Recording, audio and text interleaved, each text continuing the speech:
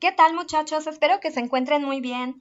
Quisiera compartir con ustedes un material para que podamos comenzar con la parte que corresponde al tercer periodo y a partir de aquí continuar avanzando. No es necesario que copien la información porque este contenido va a estar disponible para ustedes, pero sí es necesario que la comprendamos muy bien porque forma parte de los aprendizajes esperados que nosotros debemos de alcanzar y también nos va a estar sirviendo para las actividades que realizaremos.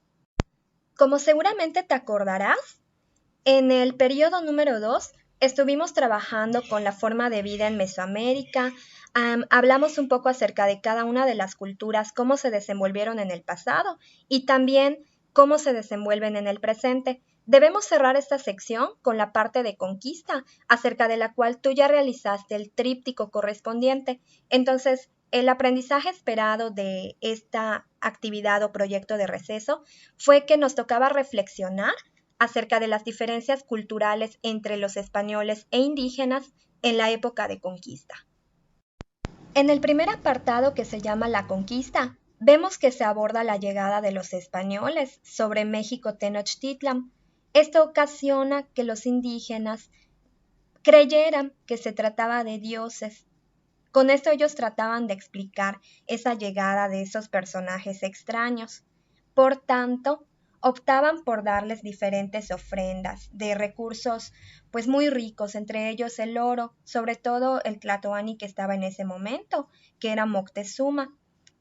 Vemos que los españoles aprovechan toda esta situación para poder obtener la mayor cantidad de recursos posibles. Y en la festividad llamada de Toxcatl, que era una fiesta tradicional que hacían los mexicas para celebrar a los dioses Tezcatlipoca y Huitzilopochtli, los indígenas fueron traicionados, se hizo una gran masacre y hubo muchos asesinatos. Sin embargo, a pesar de esta situación, fueron los españoles quienes salieron derrotados y finalmente huyen de Tenochtitlan. Todo termina en la llamada Noche Triste, que es cuando nos cuentan, ¿verdad?, que Hernán Cortés, frente a esta derrota, se sienta a llorar debajo de un árbol. Pero la situación no termina aquí, sino que Hernán Cortés continúa preparándose y se apoya de otras culturas como los tlaxcaltecas y los otomíes, con quienes hace acuerdos y con quienes se une para poder librarse del dominio mexica, ya que los mexicas habían sido una cultura muy fuerte que pedía tributos a los demás y además era una cultura muy guerrillera. Vemos que cuando ocurre la batalla de Toxcatl, el emperador Moctezuma fallece. Después de él, asciende al poder Cuitláhuac. Él fue el siguiente tlatoani, pero fallece rápidamente por una epidemia de viruela que se había desatado entre los mexicas. El último gobernante va a ser Cuauhtémoc. Sin embargo, él no logra contrarrestar los ataques de los españoles y finalmente da el triunfo el 13 de agosto de 1521 a Hernán Cortés. A raíz de la conquista española, vemos que cambian muchos aspectos en la vida de los indígenas, desde lo económico, lo político, lo social, incluyendo la alimentación. Los españoles traen consigo diversos productos como arroz, trigo, queso, manteca, azúcar y café, e incluyendo animales como vacas, cerdos o pollos que antes no había en la región. Sin embargo, los españoles se sorprenden también por la gran variedad de los productos de alimentación indígena. Observan que para ellos había una gran variedad de frutos y vegetales, como el maíz, los frijoles, el cacao, los cacahuates, el jitomate, la calabaza y el nopal, y se asombran incluso de que entre las especies animales ellos eran unos grandes consumidores de insectos, aprovechaban la fauna local o propia de cada región, por lo cual también se alimentaban de guajolotes, aves pequeñas, venados, roedores y pescados. Vemos que a raíz de la conquista, mucho de lo que trajeron los españoles va a empezar a entremezclarse con la alimentación indígena hasta que logra haber una nueva expresión de la gastronomía. A pesar de que la cultura española era totalmente diferente a la cultura indígena, en cuanto a la forma de gobierno sí había algunas similitudes. Vemos que los españoles contaban con un rey como máxima autoridad. En el caso de Mesoamérica, para los indígenas, también contaban con una autoridad máxima, que en este caso era el tlatoani. ambos podían basarse de la religión o sustentarse de ella para poder legitimar su poder. En el caso de los españoles, sin embargo, la forma de pasar este poder era a través de heredar el trono del rey hacia el primer hijo, mientras que en el caso indígena, como hemos visto anteriormente, existe un consejo de nobles y ancianos quienes finalmente elegían a este sucesor.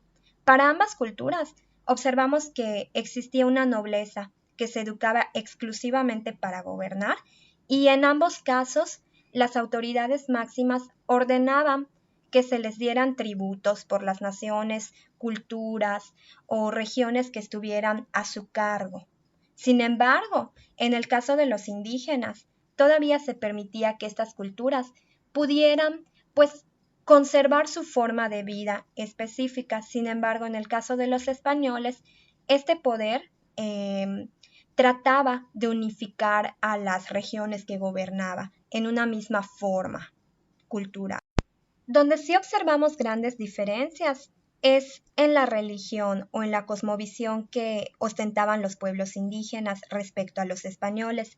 Sabemos que los españoles traían el catolicismo, el cual consta de un solo Dios, mientras que los indígenas tenían una religión politeísta. En este caso, los mexicas sobre todo le rendían culto a Quetzalcóatl, al dios Tezcatlipoca, a Tlaloc, que es el dios de la lluvia, ya lo conocemos muy bien, a Xipetotec y a Mictlantecutli.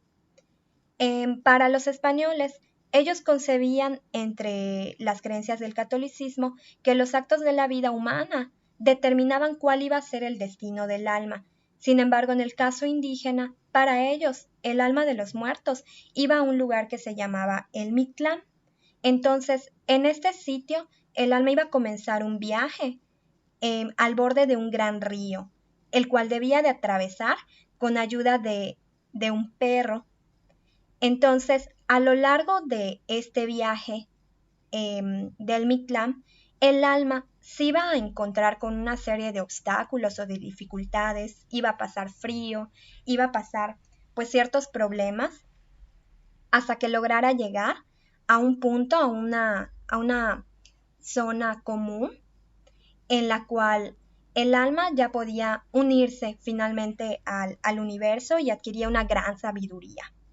Los españoles en este caso recurren a la evangelización para que de esta manera los indígenas pudieran también asumir las costumbres españolas y la forma de comportarse de la sociedad española en general. Como primera actividad, nos toca resolver en nuestro libro la autoevaluación de las páginas 222 y 223. Trata de ser muy honesto al evaluar tu propio desempeño. Recuerda que las evidencias las subimos al Classroom mediante fotos, entonces cuando subas tu actividad, trata también de que esas fotos sean lo más claras posibles para que yo pueda calificarte. Como actividad 1.1, tenemos una participación que consta de preguntas abiertas en el Classroom. Estas preguntas no es necesario que ustedes las copien, únicamente debemos contestarlas en plataforma, pues tratando de ser muy conscientes al momento de participar y evitando que nuestra participación sea igual a la de nuestros compañeros. Tratemos de dar nuestro propio punto de vista. Como última actividad, vamos a crear una nube de ideas tamaño carta en tu libreta donde coloques las palabras clave que relaciones con la etapa del virreinato. Es válido investigar y es válido también utilizar las páginas de nuestro libro que están marcadas en el anexo de las actividades. Recuerda respetar el orden que ya hemos establecido. Después de tu portada o antes de ella deben de estar nuestras normas y nuestros criterios y después continuar con las actividades. Muchas gracias por tu atención.